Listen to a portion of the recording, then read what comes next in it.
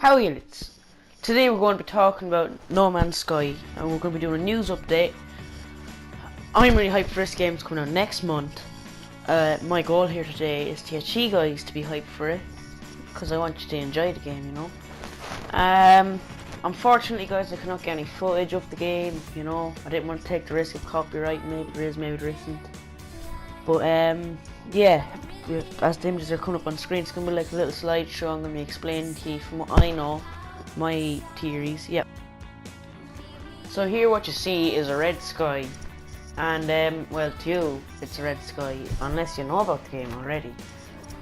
But basically this is the space in a certain area of the game. The game is absolutely massive, guys. I mean massive.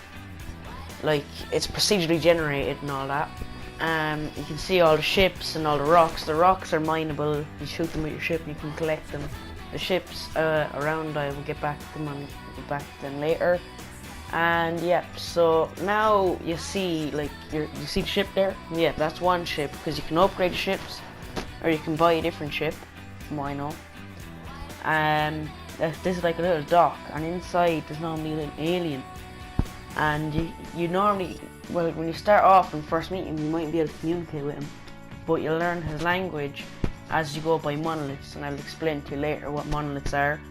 And you don't have to dock a ship here, it's just a normal place to dock. And here's the monolith now, yes. So you go up to the monolith and you just learn some of the language, but then you have to find more monoliths to learn other bits of the language. And there's many languages, because there's many species, and you can be friends with some, be friends with not friends others, and you use that so you can trade and make friendships and feuds and all that by the monoliths. So the monoliths are very important. Now here is some of the wildlife. There's dinosaurs, there's monsters, there's bugs, insects, all that. You won't see these in everyday life, obviously, but yeah, like, it's just amazing. Like, you're able to kill these, but if you kill too much, you'll get sentinels after you. Sentinels, again, I'll come back to you later. There's a lot of things I have to come back to later. But anyway, that's the animals.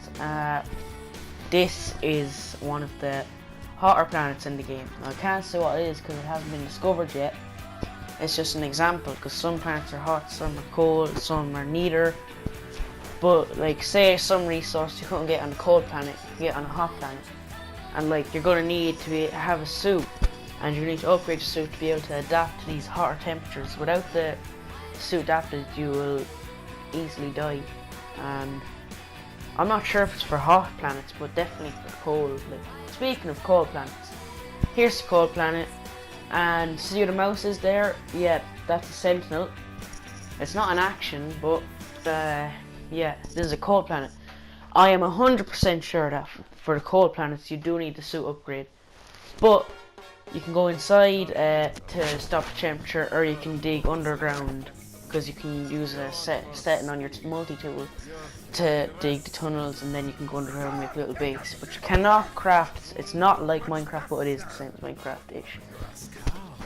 This kind of reminds me of the new Call of Duty coming out, Infinite Warfare, and yeah, these are some of the ships. The big one there in the middle, that is like a space kind of station, and you can dock your ship inside that. The other ships, I don't know what they are yet, but when I do, I will come back to you with another video of this, guys. And well, this is interesting, I think, because you see there's ships flying around. I'm not sure if they're NPCs or other players, because there is other players in the game. You just mightn't find them, but it's easier to find players, just not your friends, if you know what I mean. And speaking of NPC, the sea in it, you see the sea here? I'm not sure if water is important in the game or not, but if it is, then there you go, there's water, and there's trees and everything. So like, this is amazing, I think. Here is level 1 basic sentinel in action. And then the gun is your multi-tool. It's a setting used like blast mode there. I'm not sure if this blast mode, maybe you can kill them in any mode, but basically that's just a level 1 sentinel, and the sentinels are basically the peacekeepers in the game. If you destroy the planet too much or take the resources or kill the animals, they'll come after you, and they'll go higher and higher and higher level. Like this. This is, I don't know, it's just sentinel. I'm not sure when it comes after you, but you can see another one there and another one. So like, maybe they're easy to kill, maybe they're not. From looking at them, they don't seem very easy, if you know what I mean, but there you go. That's them. There's a mini sentinel as well, so it's not like, oh, you're just one type at a time. Then I'm not sure, these are not monoliths, by the way, out in the background. This is inside the space station, not station, I was talking about earlier. The ship that's on the ground is yours.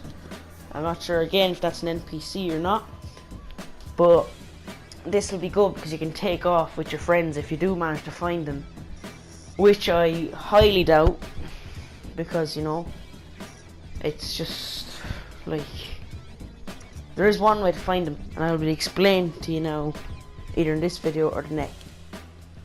Anyway, so there is 18 billion unique explorable planets in this game. This is what I mean by procedurally generated, because how long do you think it would take a person to do all this? Even a team, it would take years. I mean, sure, a game takes years, but like, that's crazy. And you know how there's this much, not just from procedurally generating. Okay, I'll tell you in a minute now. It would take 10 years to discover every planet if everyone on Earth. That means over 7 billion people discovering 500 planets every minute. I don't even want to do that in my head, but that's insane. Oh my, no, that's crazy. Now, No Man's Sky features procedurally generated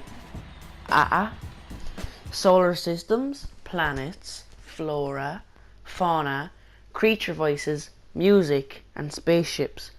So the music mightn't be all like in a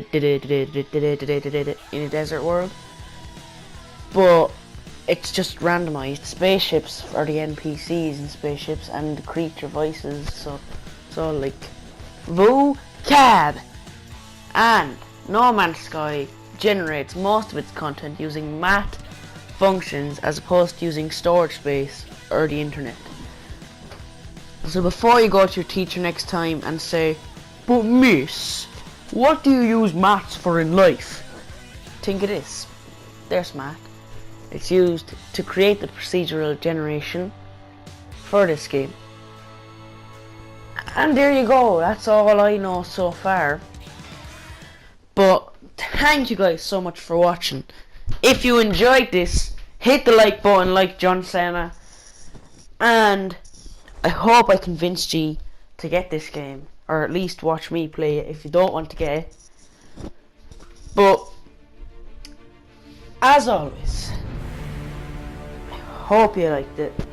Subscribe and have a whale of a time, please.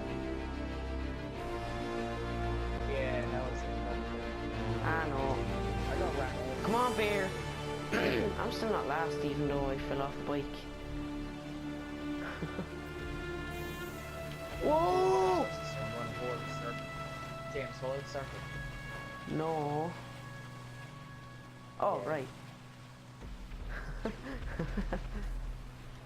right. Okay, so maybe the last few facts with the math functions and the size of the game, maybe that's a bit old news, but the rest is not that old, but it's still pretty old, so yeah, just be on the lookout.